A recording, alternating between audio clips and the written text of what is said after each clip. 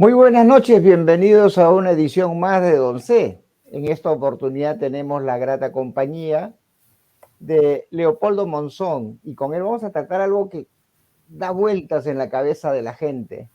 Y él, destacado analista de datos en general y en particular Datamin, y además es una persona que la tiene bien clara en las lecturas que hace sobre este importante sector y lo que viene aconteciendo. Por eso vamos a conversar de manera muy amena. Buenas noches, Leopoldo. Bienvenidos al programa Don C. Hola César, gracias por la invitación. Nada, a ti las gracias por el tiempo. Sé que eres una persona muy ocupada y seguramente en este momento estás pensando, bueno, ¿y ahora qué vamos a tratar? Y más o menos hemos dado la señal en cuanto a la minería, la política, ¿no? Y las ideologías. Mira, las ideologías tan vastas. Estas tres cosas, ¿qué reflexión inicial te merece? La política, la La ideología. minería y las ideologías.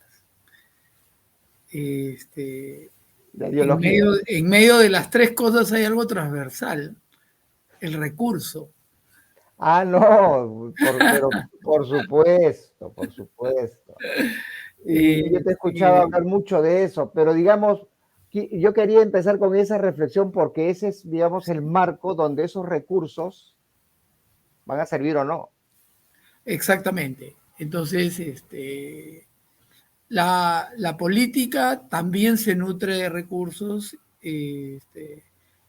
Desgraciadamente las ideologías en el Perú se rigen más de recursos que de ideas, que de filosofía. Los últimos Ujú. años lo han demostrado. Entonces,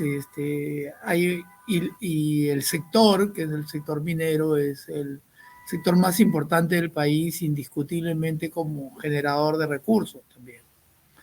Entonces, ahí, si le sumas a eso nuestra propia idiosincrasia, la manera de pensar de un conjunto de peruanos con respecto a actividades que les son ajenas y que no la entienden y que no se sienten partícipe de ellas, entonces también es complejo, ¿no?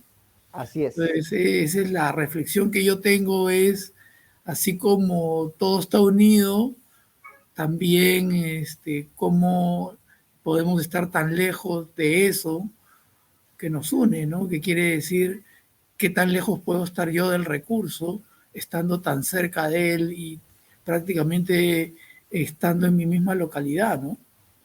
Entonces eso causa una reflexión que debemos analizar. Entonces no puede ser posible que hayan sectores tan pobres donde hay tan vasta cantidad de recursos, ¿no? Entonces yo creo que algo no hemos venido haciendo bien, ¿no? Algo no encaja, ¿no? Algo no encaja. O sea, los intereses están ahí en la mesa.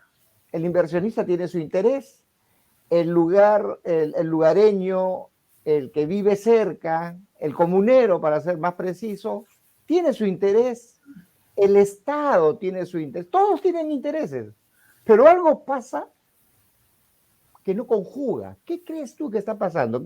¿Quién no hace su chamba ahí?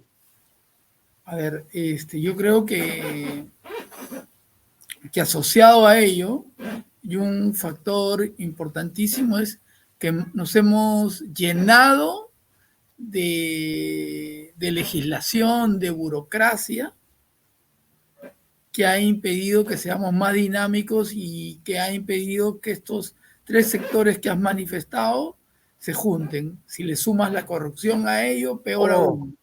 Peor aún. Entonces, ¿qué pasa? La burocracia y la corrupción juntos es pues el opio del pueblo, ¿no? lo envenena. Lo envenena, ¿no? Lo enferma, lo droga, lo hace pensar que otras soluciones pueden resolver el problema. Las cosas a veces pueden ser más sencillas de lo que parecen y hay que hacerlas y el deber es que nosotros tenemos que luchar para volverlas más sencillas. Un ejemplo simple, ¿no? Tú estás desde Cajamarca haciendo la entrevista Y yo en la entrevista anterior que tuve contigo, conté un en Fe de secreto Tíos. de la relación que me une tan cercana a Cajamarca y lo que siento en mi corazón por Cajamarca.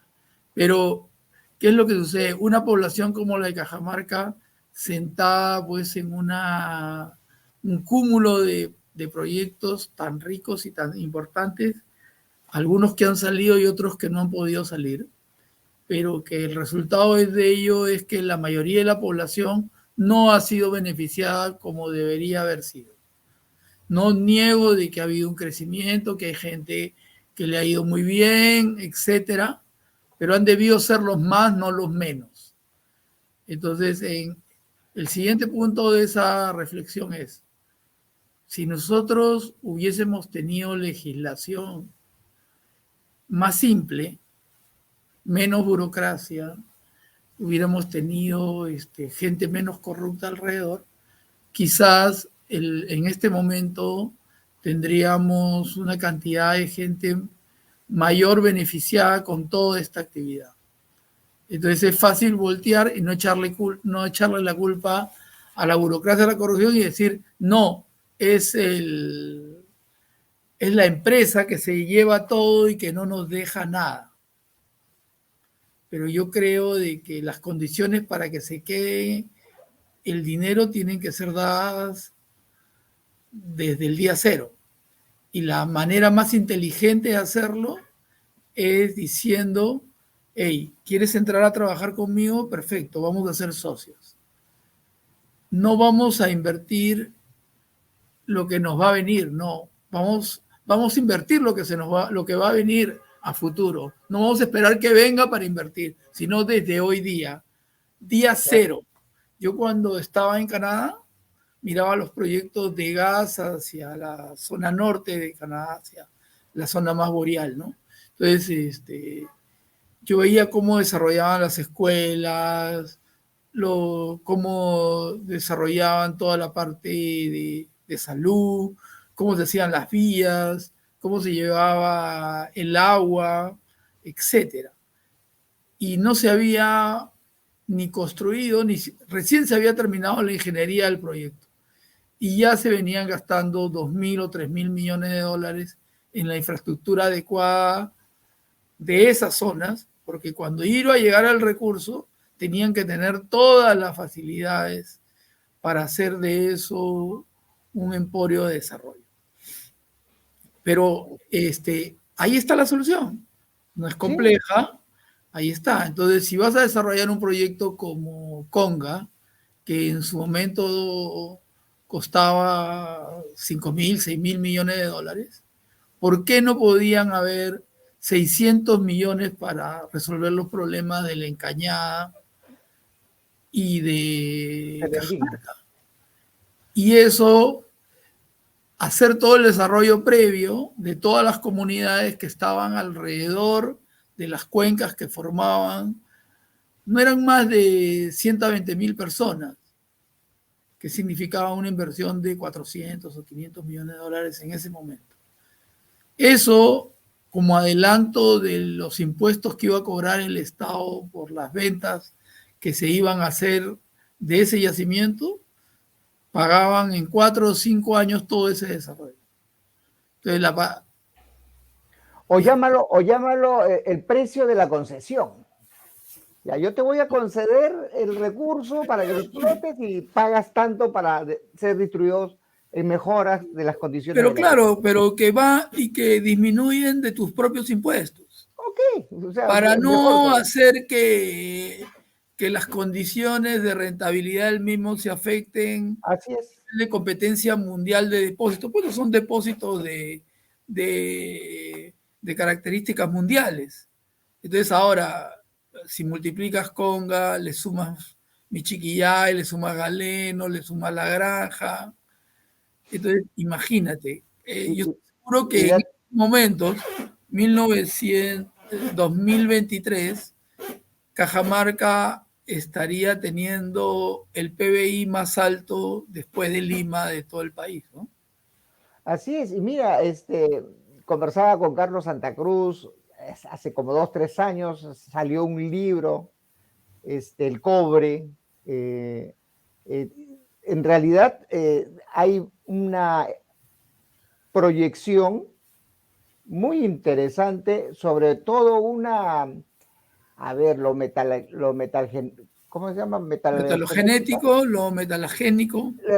Ya demuestra que desde Huamachuco hasta Chota tienes todo ese lomo con recursos cupríferos principalmente.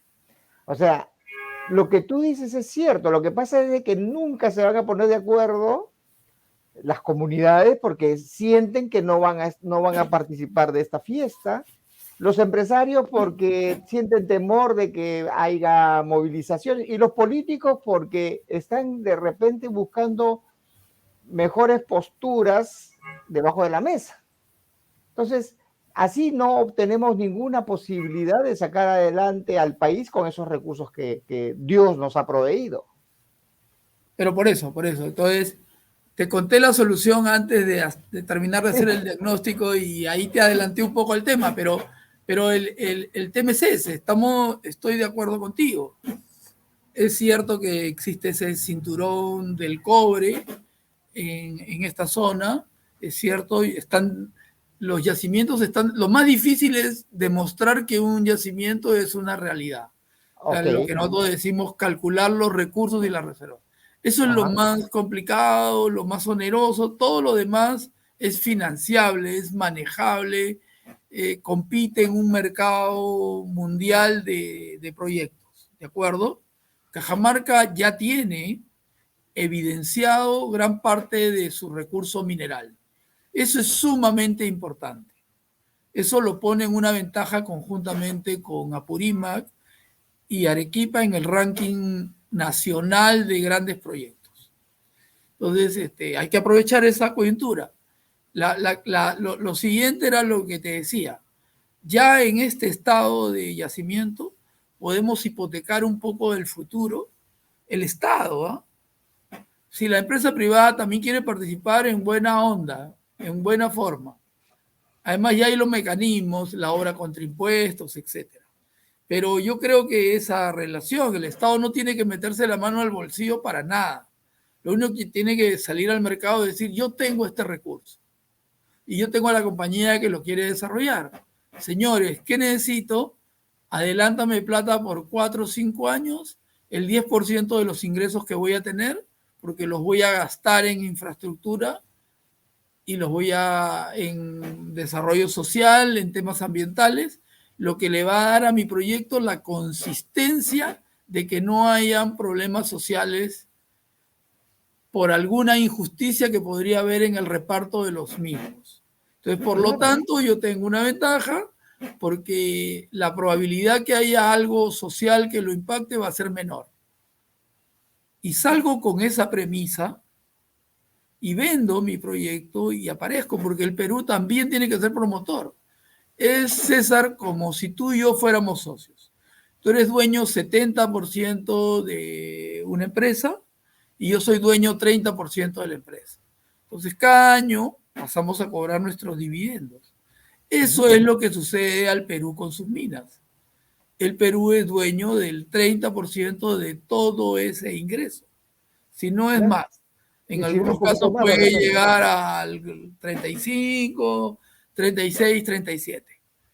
Entonces yo soy tu socio, entonces yo te acompaño a pasearme por el mundo entero para vender nuestro proyecto, porque el día que se comience a vender nuestros productos, yo voy a recibir el 30% de eso y tú el 70%.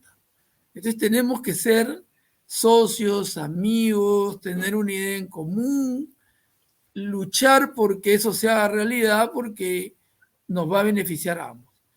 Entonces es la primera gran alianza que hay que hacer, que es la alianza del Estado con el privado. Porque por lo demás es implícito.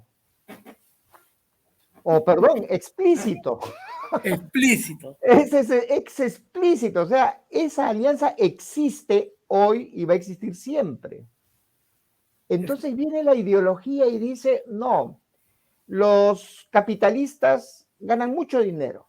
Eso lo tiene que ganar el Estado porque el Estado es dueño de esos recursos, entonces vamos a empezar a crear un nuevo minero Perú. ¿Qué sensación te da la locura que estoy hablando?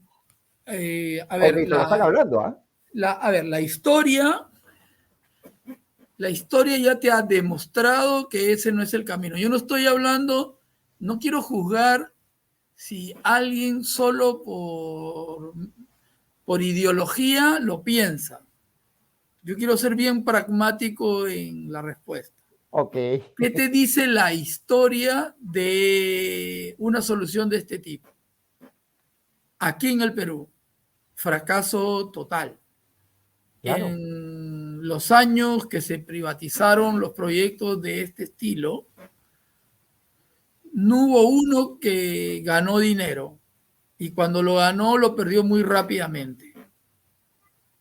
¿Por qué? Porque estos proyectos son de continuo CAPEX, o sea, de continua inversión. Entonces, hay el término medio gringo, bueno, en español, capital de sostenimiento. Ajá.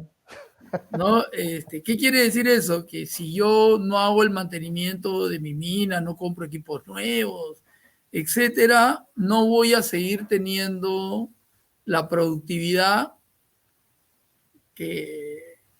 con la que comienzo el proyecto. Entonces yo tengo que tener esos capitales. El Estado peruano está dispuesto en vaivenes de economía y teniendo que administrar sectores tan complejos como salud, educación, vías, etcétera, de meterse en un negocio, o sea, se convierte en un empresario. Ese no es su rol. No, pues no. Y ya lo demostró de que no puede tener ese rol, porque si hubiera demostrado si se hubiera generado una plusvalía cuando privatizó, pagó la privatización y eran empresas hiperrentables, entonces uno podría ponerse a pensar, el Estado peruano sí puede ser empresario. Pero no. Mira, además, espejos en otros países en donde se han contemporáneo, ¿no? Ahorita. Cosas, la situación dramática en la cual se encuentran. Porque es así. Si no revisa el PBI de Venezuela, que hace 40 o 50 años era de lejos el tercer PBI de toda Latinoamérica. Exacto. Y vino la mano del Estado. Queriendo asumir un rol que no le competía y prácticamente ha destruido una industria tan importante como la de hidrocarburos de Venezuela. Y ha enriquecido a unos pocos y ha dejado al resto del país en el abandono. Entonces, por ahí no va la práctica, por ahí no van las cosas. Creo que esas ilusiones de querer hacer estas cosas sin el análisis correspondiente es solo para tratar de vivir unos cuantos años de eso y luego terminar destruyendo una economía que mal que bien en los años anteriores se volvió sólida, ¿no? Como la peruana, si no, no tuviéramos el dólar que tenemos hoy día, ¿no? Si no estuviéramos exportando lo que estamos exportando, ¿no? Fíjate, me decía, no sé, creo que fue el ingeniero Benavides Roque, uno de los riesgos mayores es al inicio, en la etapa del inicio de un proyecto minero, que es la exploración, porque no sabes si la chuntas o no la chuntas, porque si no la chuntas, ¿quién perdió? El privado, ¿no? Y si el Estado tiene una empresa y no la chunta, ¿quién pierde? Todos. Todos nosotros. Leopoldo, te ruego un minutito para poner mis anunciantes, porque si no, no se mantiene el programa. Un minuto nada más. Perfecto, dale. Gracias.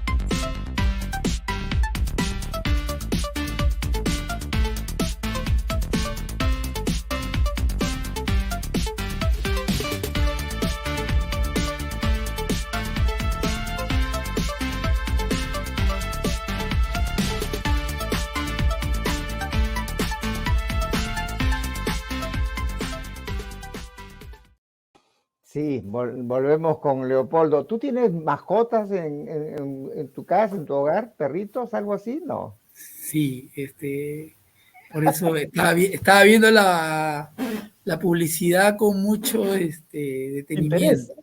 Porque, ¿sabes Interés y qué? detenimiento. Eso es.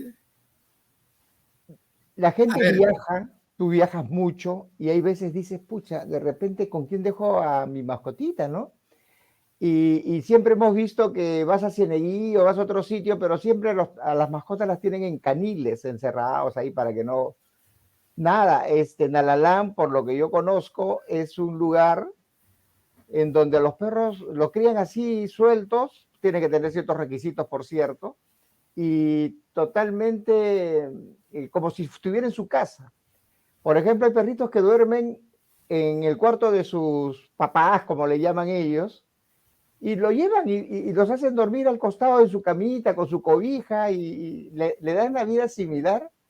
Y en realidad, cuando me cuentan eso, digo, pucha, ya cambió el mundo, ¿no? O sea, ¿cómo ahora le están dando un cuidado? Así que ya tienes ahí una alternativa, ¿eh? La Land sí, Resort. sí, sí. Tengo un perro y bien grande. Es un boyero de Berna.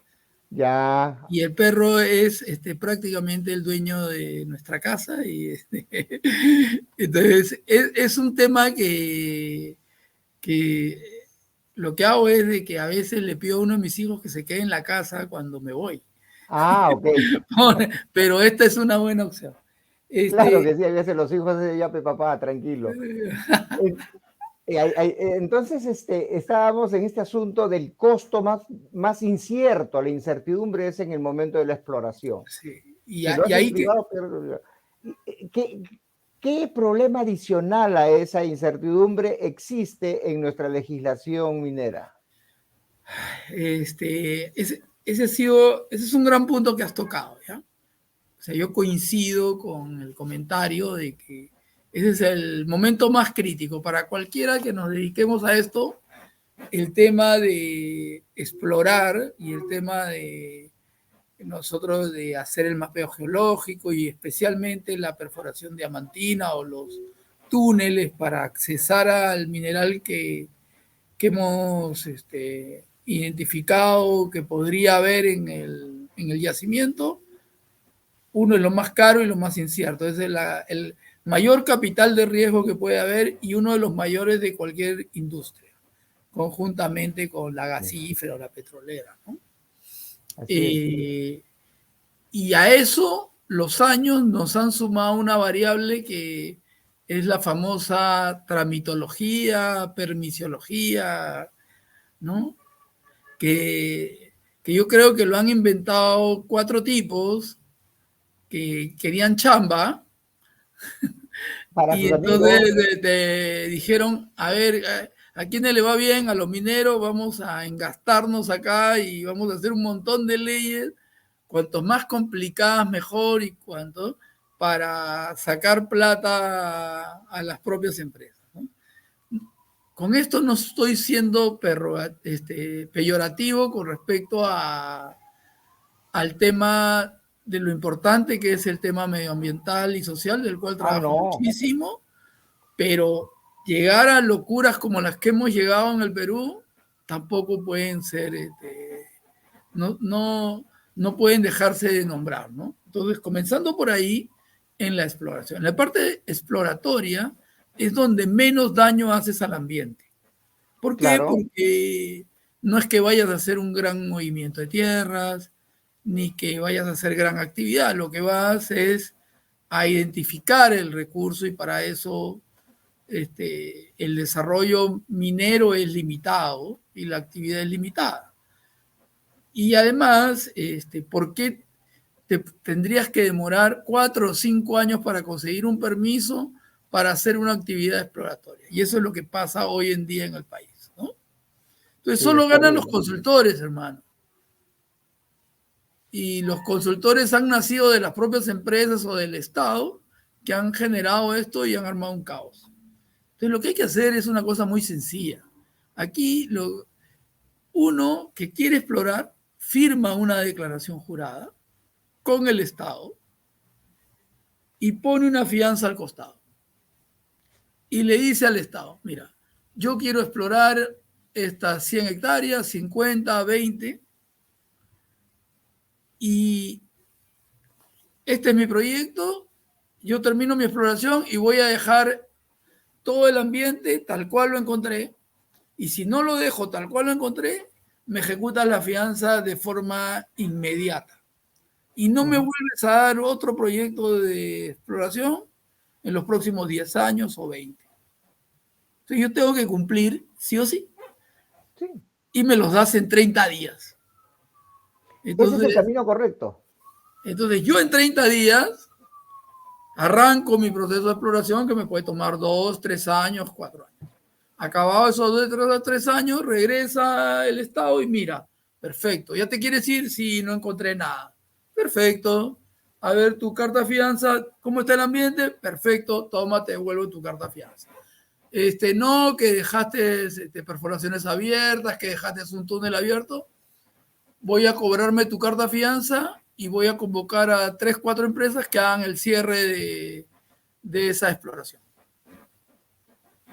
O, Se acabó. o me contratan a mí, que soy economista de recursos naturales, le hago una valoración del daño y le digo, ¿sabes qué? Esto se ha costado tanto y ese es el daño ambiental. Tanto para tanto y te devuelvo tanto de tu declaración jurada. Y se acabó el problema. No Y te se paró acabó el nada. problema, pero nos hemos convertido, pues, a ver, hazme el estudio del suelo, a ver, No digo que no haya que hacerse, digo que no es el momento. Si voy a explorar, yo, que tengo que tomar agua, qué bueno que tengo que tomar agua, entonces lo hago de esa manera. Polito, Leopoldo, pero ya tienes una fans, mira, de Cristín Maldonado. Oh, qué bueno ver a Polito, saludos. Sí, sí, Gracias a se Cristina. nota que has Gracias a calado Cristina, en que no la veo Cajamarca. hace mucho tiempo. Sí, es mi amiga común, ¿ah? Mira. Cristina es una amiga común, es una linda persona, bien, bien tesonera. Entonces, ahí está el primer tema. Entonces, como decía Roque, donde tengo el mayor riesgo, hago el camino más fácil.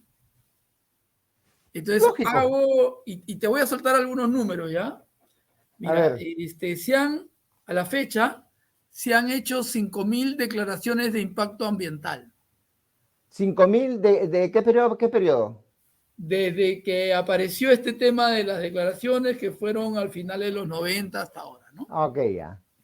5.000. Y ella semis detallados se han hecho 700. Ya, los semidetallados, ok. Ya. Vamos a seguir este tema del riesgo, ¿no? Entonces, Hay que claro, explicarle a la gente que el semidetallado no es ya la construcción, es no, una etapa previa. es una etapa, una declaración de impacto es para un proyecto pequeño Ajá, y un semidetallado es para un proyecto un poco más grande, ¿no? ajá. De eso se trata, ¿no? Entonces, a ver, para que se entienda esto bien, es un proyecto como La Granja necesita un detallado. Ya, claro, claro que sí. Ya, un proyecto Conga también tuvo su detallado, Conga tuvo su lo detallado. presentó, pero Se vino lo aprobaron, lo ojo, se lo aprobaron, aprobaron. pero vino Comenzó la la construcción autocracia y y luego fuera. cambió el gobierno. Me Y dicen, después, te mando un chisme, me dicen que están entrando algunos individuos a querer hacer minería informal. ya, esa es otra parte de la problemática, ¿no? Sí, Pero ahí siguiendo el camino sí. de la exploración para cerrar. Ajá. Entonces lo que sucede es de que uno de cada 1.000 proyectos probablemente den resultados positivos. Lógico. Ahí ya estás leyendo, ¿no? De Jorge Sánchez. Sí, parece que mis amigos se han puesto de acuerdo. También lo conozco a Jorge No, bastante. pero en realidad es que estas cosas hay veces no se dicen, Leopoldo. Es más, yo creo que las empresas las empresas deberían tener su espacio de comunicación abierto, transparente, discusión. hasta polemizar si se quiere, pero si te quedas callado, los otros ganan, pues. Es correcto. Y no necesariamente con información que tenga base estadística o información que venga de la historia misma del propio país, ¿no? Entonces es así, con conceptos vagos que parte de la población no termina de entender. Por eso hay que hacerlo muy sencillo. Hay que hacerles entender que esto hay que llevarlos al plano de la vida diaria, la vida sencilla. No tenemos por qué complejizarnos en grandes discusiones bizantinas, sino hacer lo fácil, lo que da resultado, lo que es bueno para todos y buscar el bien común, porque esto no significa de que de alguna manera tú digas hay que hacer a rajatabla, porque si tienes un depósito mineral en medio de un río, bueno, tendrás que respetar el río. Y esa parte del mineral no saldrá y no se explotará, o le encontrarás el método más adecuado para hacerlo. O en medio de una reserva natural. Entonces, no estamos diciendo de que venimos a defender una cosa porque se nos ocurre, sino porque el beneficio y lo que estamos buscando para el país y para todos. Entonces, mira, dándote unos números, ¿no? La minería formal emplea a 220,000 personas.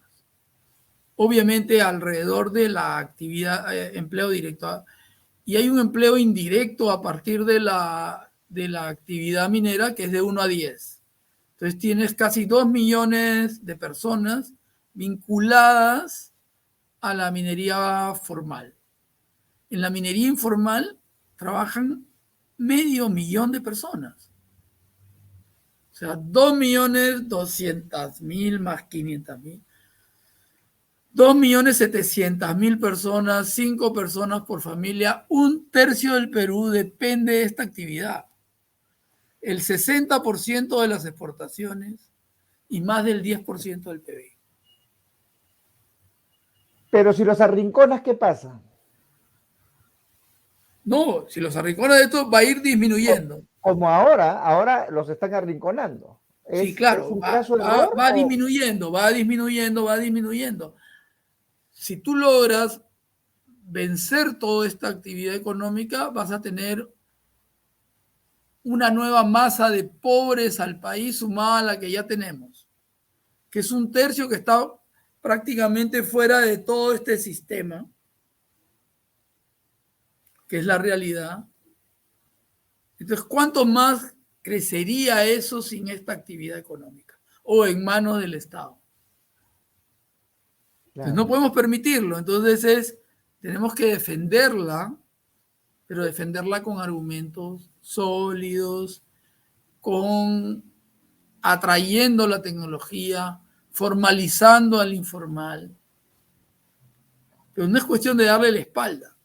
Se llama los diferentes gobiernos, yo no digo el Estado, los diferentes gobiernos que hemos tenido viven pues, han vivido de esto y no han hecho nada. Y no solo gobiernos populistas o izquierdosos, como yo les llamo. No, de todas las corrientes. O sea, sí, o sea, no, por favor, no han hecho nada. El único, en los años 90 se dieron algunas normas que permitieron el desarrollo de la actividad en el primer quinquenio de los 90, pero de ahí nada. De ahí cambió y de ahí nada. O sea, no es a partir del 2000, no, a partir de 1995.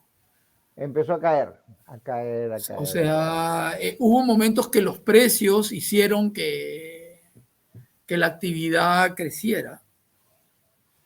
Pero los precios, algunos acuerdos, pero ¿qué se hizo por por algo como cuando comenzó la conversación. ¿Cuántos millones han pasado? Billones, ya no millones. ¿Cuántos billones han pasado por las arcas del Estado sin reemplazar esta cantidad, ¿no? Así es. Para no salirme del tema de la minería informal, Ya. que no estamos hablando de la minería ilegal, estamos hablando de la minería informal. Aplica el mismo criterio que tú decías, que el Estado, el rol que debe, el entender del Estado con respecto de la minería moderna, para utilizar un término, de entenderse como socio de un 30, 35, 40%. Los informales también podrían constituirse en los socios del Estado, pero si no le das ese espacio, si lo mutilas, si lo arrinconas, el Estado pierde un montón de dinero. Y por ende todos. Y por ende todos. Entonces, ahora, la minería ilegal, informal, que apoyó abiertamente la campaña de Castillo y que apoyó la primera toma de Lima, porque gran cantidad de recursos salieron de ahí, no tiene unas condiciones infrahumanas de desarrollo, comenzando por ahí, ¿no? Entonces, si tú viajas a Madre de Dios o viajas a La Rinconada, en Puno, entonces ahí es el mercado de nadie y ese oro termina siendo comercializado en Bolivia. Clandestinamente. O en Bolivia o en otros países vecinos, ¿no? Que esa es la... que por ahí se traslada. El oro es muy líquido, el oro tiene pequeños tamaños, es fácil de transportar. Pero estas personas que producen este oro en estas zonas están sujetas a robos, asesinatos. Alrededor de la actividad minera está llena de basura, hay prostitución. Mira, la realidad es terrible. Hay una policía prácticamente capturada dentro de esa zona, mimetizada con ya todo este sistema negativo de desarrollo.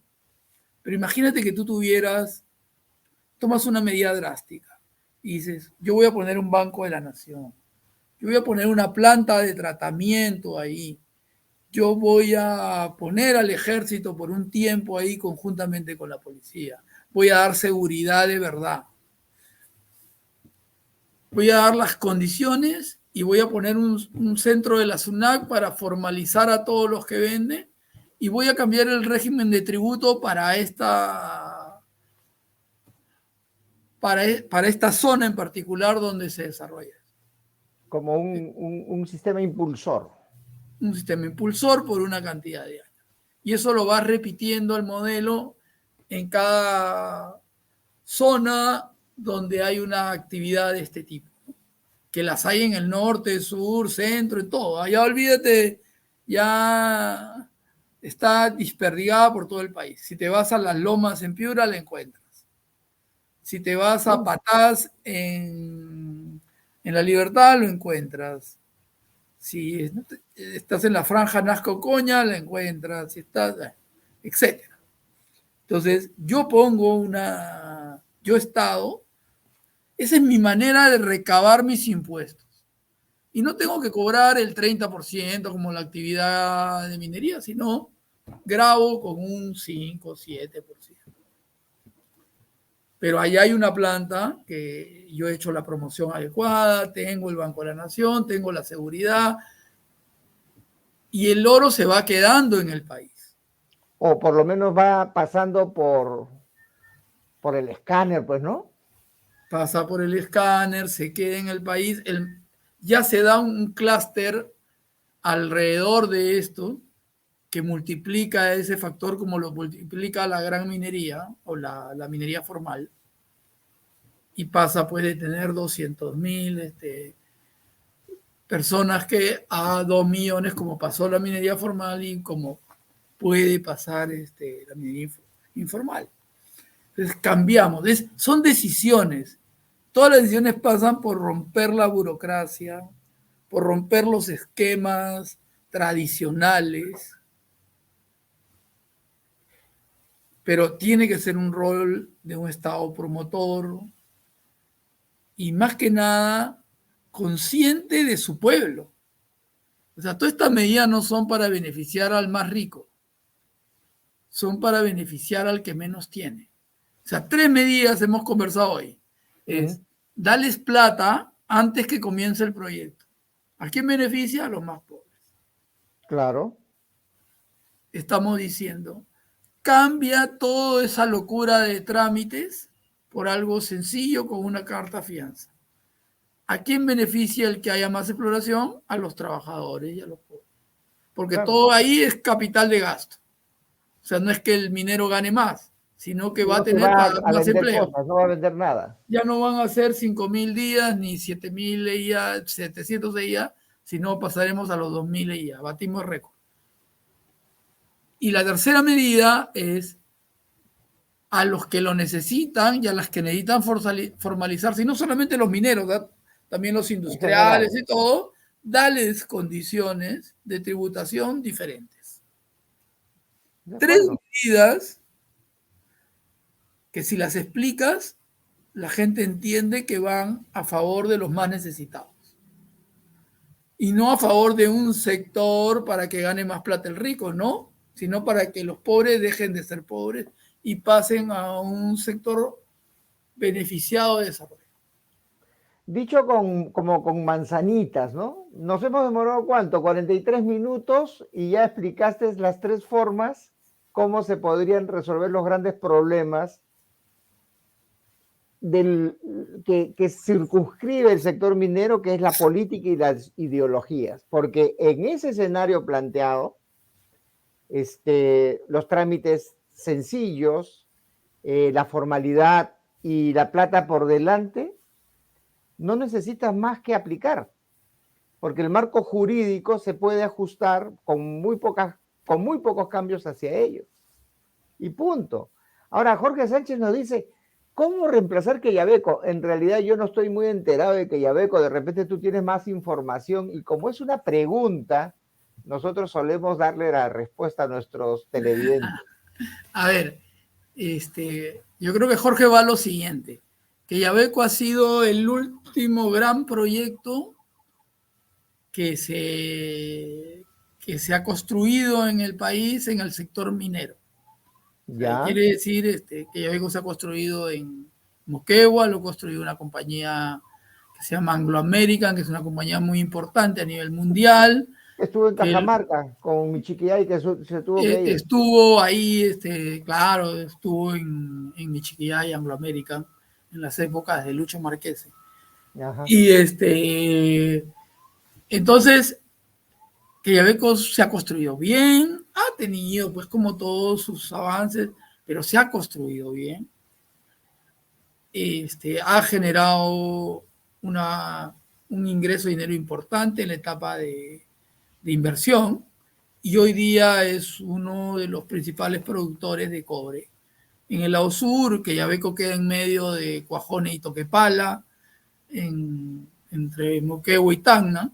Entonces, cuando Jorge dice cómo reemplazar, es cómo traemos otro Quellaveco, cómo traemos otra mina de ese tamaño y la hacemos producir. Yo creería, y soy positivo y optimista, que Michiquillay podría, no sé si estás enterado de que First Quantum, que es una compañía a nivel mundial, ha hecho una asociación en participación con Río Tinto y se va a tratar de impulsar nuevamente Michiquillay, ¿no? A mí me encantaría que fuera Michiquillay el próximo Quellaveco porque está en Cajamarca, porque arrastraría el desarrollo a las minas que están en el cinturón de cobre, cercano a a la zona de Galeno, Michiquillay, y Conga y el Cerro Quilich, El que Cerro hay que Quilis es mirarlo con otros ojos, o la parte de sulfuros de Yanacocha. con una alta ley, ¿eh? Claro, eso sería un golazo, ¿no? Pero ahí está el mito del agua, de la cabecera de Cuenca, que yo creo que nadie, y por lo menos yo no he escuchado a nadie, que se haya sentado y lo haya explicado fácil, ¿no? Y esa es también una tarea y una lección para los mineros, ¿no? Esta pregunta de Alberto Tejada, es la que yo también la tenía en la punta de la lengua. O sea, siendo tan claro lo que has dicho, ¿no?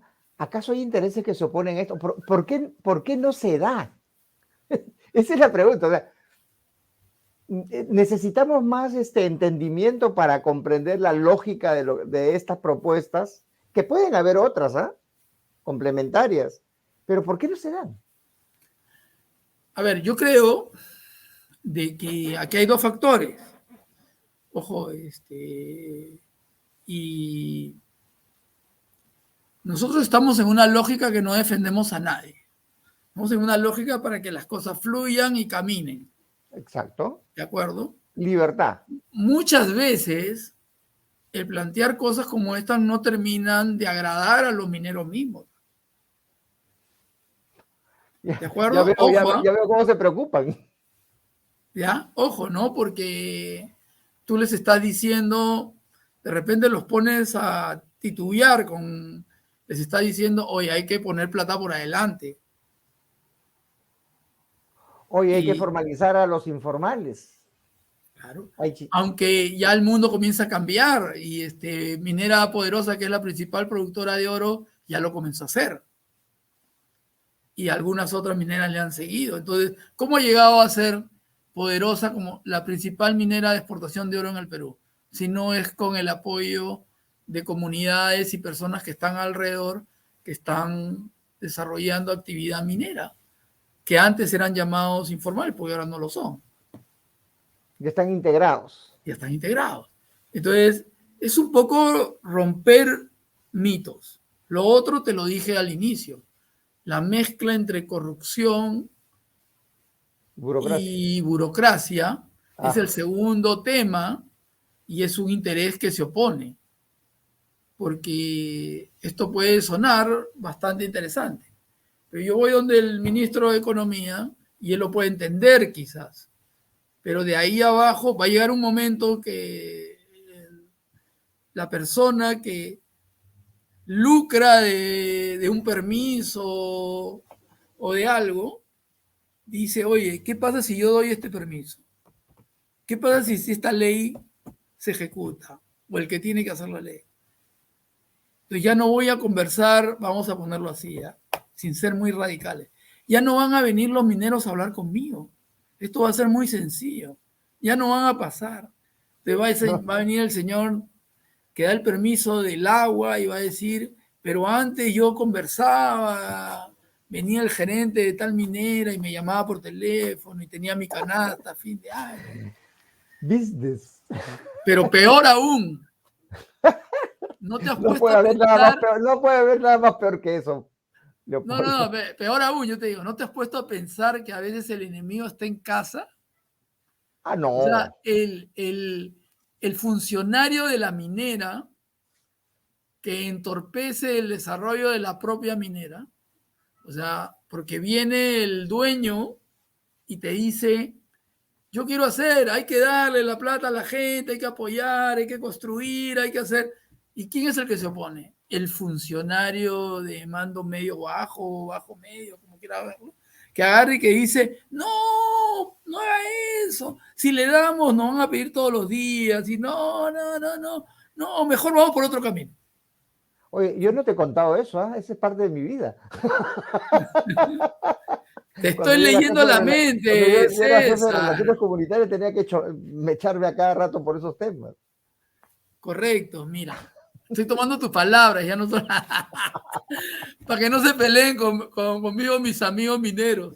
Pero No, no, claro, como tranquilo, tengo yo. independencia, lo puedo decir, pero es parte de la realidad. Y muchas mineras se hicieron de personas que eran su propio freno a ellos mismos, porque comenzaron a aplicar políticas, y no solamente en el sector minero, hoy día estamos hablando de la minería, ¿no? No, también agricultura igual. Claro, y Construcción, olvídate. vivienda. Mira, te voy a tocar otro tema que está paralelo, ¿no? Tú te has puesto a pensar cuántos proyectos, ya no solamente del sector minero, sino eléctrico, del sector agua, desagüe, regiones, están parados por temas de que están trabados. Entonces yo le decía a algunas personas que están en el gobierno, les decía, ¿ustedes tienen idea? Sí, que el destrave, que el destrave. Así todo el mundo habla de eso, está de Ya, moda. pero ¿cuántos? ¿Dónde? ¿Y qué? ¿Y dónde? Bueno, hoy en día que las inversiones privadas se han restringido grandemente, yo le decía, moviendo la aguja de los destraves tienen 27.000 millones de dólares. Ya. Entonces, es de locos y son destraves, pues, ¿no? De que, a ver, durante el COVID no construyó eso, le quité la concesión. Pero si se la devuelves, si te gana el juicio porque estaba en COVID y te la devuelves, ya, si se la devuelvo, ¿cuánto te cuesta a ti Estado? Cero. Devuélvele, pues, pero que se comprometa a invertir. Y no Seis creo que, meses. no creo que se haga paltas. O sea, Ya, o sea, es para ti, parte. para mí, eso es, lo firmamos y lo cerramos y arranca, ¿no? Bueno, casos como estos hay más de 3.000. Y nadie agarra el lapicero. Nadie. Porque además de todo lo que te El he dicho y status todo, quo también tiene su rentabilidad, ojo, ¿ah? no, todo lo que quieras, pero ¿sabes qué sucede también? Y a otro factor que hay que sumarle a todos los que te he dicho, es el miedo a ser denunciado. Si yo firmo algo, me van a acusar que lo hice por algo. O sea, hay ese pensamiento a priori de que tú resuelves un problema porque te han pagado algo, no porque es tu chamba, sino porque te han pagado por hacer esto. Entonces, estamos metidos en Pero es la burocracia. O sea, todo eso No, es claro, claro que hay burocracia, pero también tenemos, y aquí sí se las doy a los funcionarios, tenemos que darles la garantía de que cuando hacen bien las cosas, no van a terminar en un juicio, pues, ¿no? claro. Pero es que Porque recuerdo eso no pasa.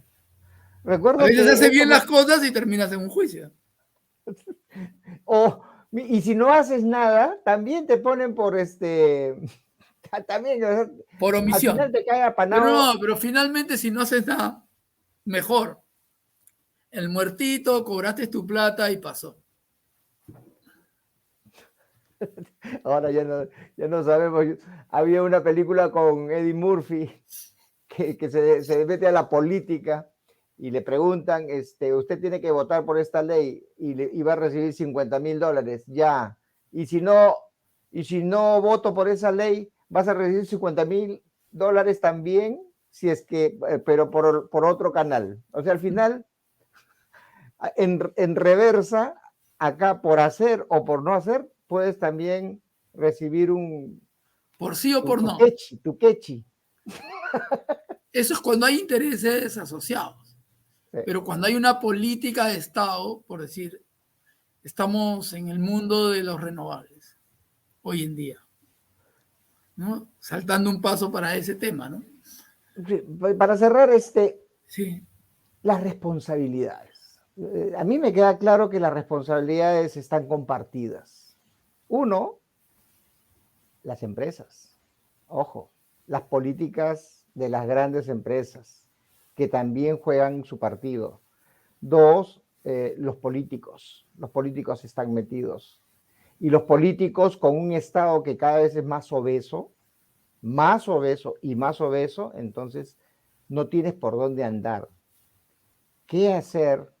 Y para cerrar la entrevista, ¿qué recomendarías tú? Aparte de las tres cosas que son no se puede dejar de hacer. ¿Qué, qué es el combustible, el primer galón de gasolina para que el carro empiece a andar? A ver, qué buena pregunta. Yo creo que indefectiblemente nosotros, y ya es un rol de todos, yo creo que estoy un poco agnóstico con el gobierno más que con el Estado. ¿Ya? Los divido porque cometemos el error de decir el Estado peruano, ¿no? Ajá. Cuando son los diferentes que nos gobiernan, ¿no? Sí, verdad. Yo creo que aquí lo que se necesita lo que se necesita va a salir de nosotros mismos. Que tenemos que educarnos para elegir mejor. Porque si no lo hacemos, y esto que tú haces es la clave para eso. Porque creo que si nosotros pretendemos que la solución sea mágica, hoy día este gobierno, este Congreso, creo que ya no son capaces de hacer nada que haga un cambio estructural. Y es doloroso, pero no creo que lo haga. Les he perdido la fe, ¿no? Por Ahora ejemplo, Alberto Tejada dice, ¿en qué siglo haremos lo que debemos hacer? Eso es lo que tú acabas de mencionar, o sea, se pierde la fe. entonces, pero sí, en qué sí tengo fe es de que podemos juntarnos para hacer una cruzada que nos lleve a transmitir lo que estás haciendo tú, ¿no? Lo que nos lleve a transmitir al mayor número de personas esto de una manera adecuada y entendamos de que tenemos que tomar nuestras decisiones no por lo que ganemos más, sino por lo que es mejor para todos. Y para eso, tenemos pues lo mínimo, ¿no? Ir a votar, pues, no seamos abusivos, ¿no? Yo Que vivo no en se San vayan a la Isidro, playa. yo Que vivo en no San se vayan a la Isidro, playa. hermano, y acá en San Isidro en la primera vuelta no votó ni el 40%. No Pues seas abusivo, pues. se fueron a vacacionar.